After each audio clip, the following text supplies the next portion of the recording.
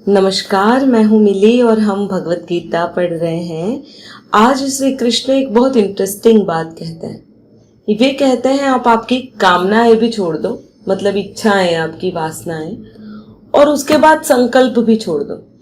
चलिए पहले श्लोक देख लेते हैं और फिर एक्सप्लेन करते हैं। हम थोड़ा सा ट्राई कर सकते हैं। श्लोक नंबर है 19, अध्याय है 4।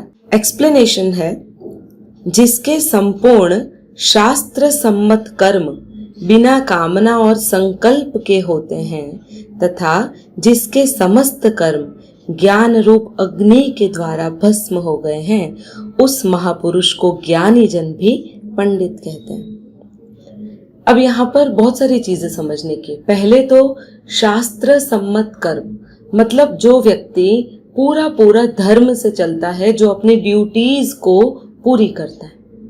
दूसरी चीज इन्होंने ये कही है कि जो भी कर्म करता है वो कामना और संकल्प के बिना के होते हैं। अब अगर इसको समझे तो सपोज कोई आईएएस ऑफिसर है और किसी सो एंड सो जाति का है, या मैं ये कह दूं ट्राइब का है, शेड्यूल्ड ट्राइब का।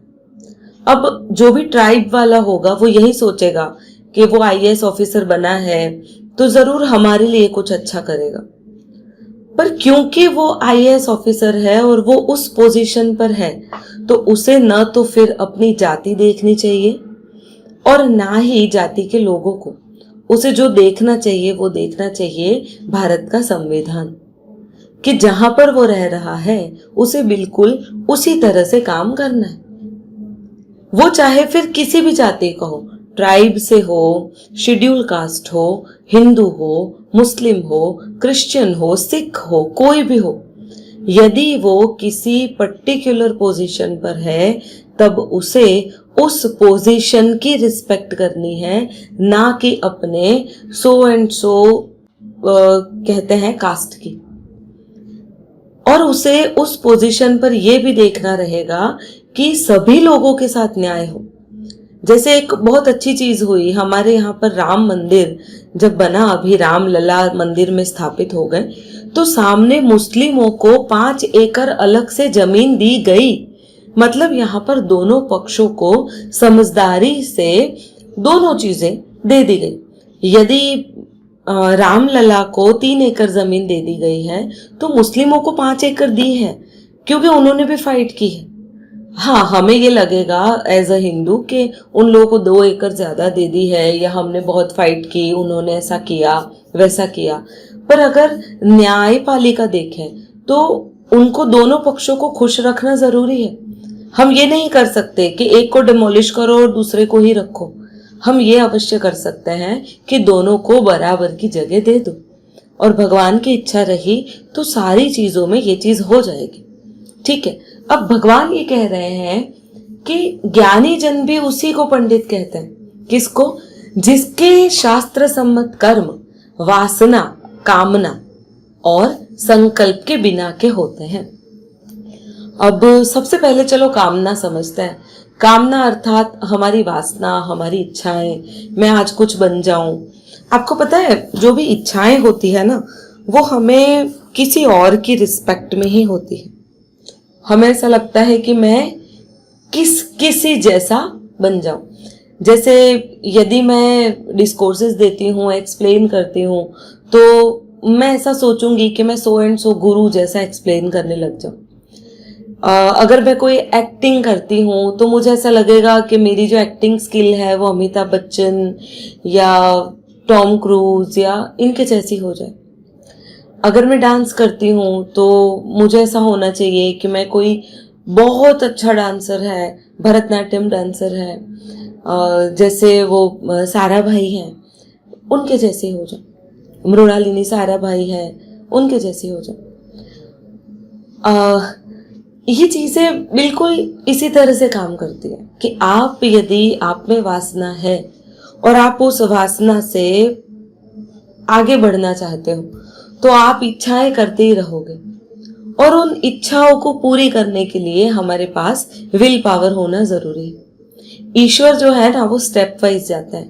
वो कहते हैं पहले आपकी इच्छाएं खत्म कर दो, जिसकी इच्छाएं ना रही हो, खत्म हो गई हो, जीरो हो गई हो। अब जिसके पास इच्छा नहीं है ना, उसके पास यदि संकल्प शक्ति भी है ना, तो भी वो उस संकल्प शक्ति का कुछ नहीं कर सकता है। चलो मैं एक तरह से बताती हूँ। जैसे बूढ़े होते जाते हैं, धीरे धीरे धीरे धीरे काम वासना कम होती जाती है शरीर में। 60 के हो गए, 70 के हो गए, 80 के हो गए, 90 की, आपके शरीर में शक्ति नहीं है, मतलब संकल्प नहीं है आपके अंदर, पर वासना वैसी की वैसी जगी रहती है, तो आप विकृत हो जाते हो। सेम वैसे ही आप यंग हैं, आप में संकल्प शक्ति तो है, पर आप में वासना ही मर गई है, तब भी क्या होगा? आप डिस्ट्रक्टिव बन जाओगे, आप धीरे धीरे धीरे धीरे अपने आप को खत्म कर दोगे। अगर वासना है और उसके बाद संकल्प शक्ति है ना, तो व्यक्ति कुछ न कुछ सर्जन करता है, कुछ न कुछ बनाता है। पर जब वासना खत्म हो जाती है और सिर्फ संकल्प शक्ति रह जाती है, तो शक्ति का व्यक्ति करेगा क्या जब उसमें कोई इच्छा ही नहीं है? इसका सबसे अच्छा एग्जाम्पल यदि हो ना, तो वो है हनुमान जी का। उनमें किसी तरह की कोई कामना नहीं थी। He was a very powerful, tremendously powerful person, बहुत ज्यादा ताकत थी, पर संकल्प अतिशय होने के बावजूद कामना वासना किसी भी इच्छा की नहीं थी। और जब से श्री राम उन्हें मिले थे ना, उनके मन में एक कामना जगी थी, जो थी राम का काज करने की, राम जी का काम करने की कामना उनमें जगी थी। और तभी वह अपनी संकल्प शक्ति का पूरा पूरा उपयोग कर पाए। तो यही चीज है। पर यहां पर तो ईश्वर कह रहे हैं कामनाओं को खत्म करो, सबसे पहले कामनाओं को गिरा दो।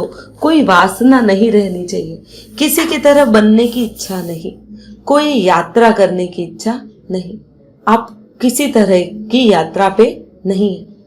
और दूसरा, उस संकल्प शक्ति को भी खत्म कर दो, मतलब कंपलसरी विजय पानी ही है, इस चीज को भी खत्म कर दो। अगर संकल्प शक्ति भी नहीं रहेगी और उसके बावजूद आप ईश्वर का कर्म समझकर जो कर्म करते हैं ना, वही कर्म सर्वश्रेष्ठ कर्म होता है।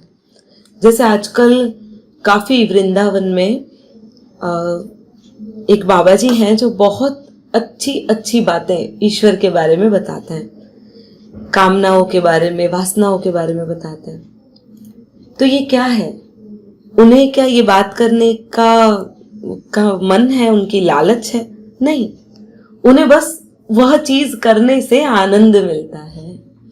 और यदि व्यक्ति इस चीज को समझ लेता है कि उसे आनंद किस में मिलता है, वह अपनी आत्मा को जान लेता है।